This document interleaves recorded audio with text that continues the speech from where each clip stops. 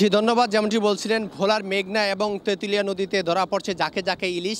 এই কাঙ্ক্ষিত ইলিশ পেয়ে জেলেপাড়া বয়েছে কিন্তু উৎসবের আমেজ। এখানকার যে জেলেপল্লী রয়েছে, অর্থাৎ জেলেরা রয়েছে, জেলেদের সাথে কথা বলে যে তথ্যটুকু পেলাম, তারা আমাদেরকে যে তথ্যটুকু নিশ্চিত করেছে, অর্থাৎ যে বিগত দিনে যে ইলিশের যে মৌসুম ছিল, সেই মৌসুমে কিছুটা ইলিশ না পেয়ে কিন্তু তারা দুশ্চিন্তার ভিতর পড়েছে। এই মৌসুমে যদি কিছু ইলিশ পেয়ে কিন্তু তারা কিন্তু অনেক আনন্দিত।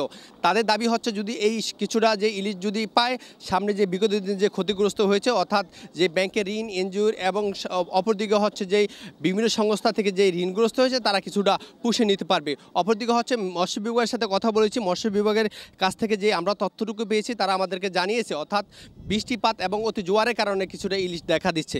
অপরদিকে হচ্ছে যে জেলেদের দাবি হচ্ছে যে সামনে যেই অবিশ্রাম বা যে নিষেধাজ্ঞা যে সময়টুকু রয়েছে, এই নিষেধাজ্ঞার সময় নিয়ে কিন্তু তারা কিন্তু অনেক হতাশা প্রকাশ করছে। যদিও সামনে যে মৌসুমে যদি ইলিশ পায়, যে জেলেরা যে বিগত দিন যে ক্ষতিগ্রস্ত হয়েছে, সেই ক্ষতি কাটিয়ে কিন্তু তারা কিছুটা লাভবান হতে পারবে বলে তারা এমনটাই আমাদেরকে তথ্য জানিয়েছে।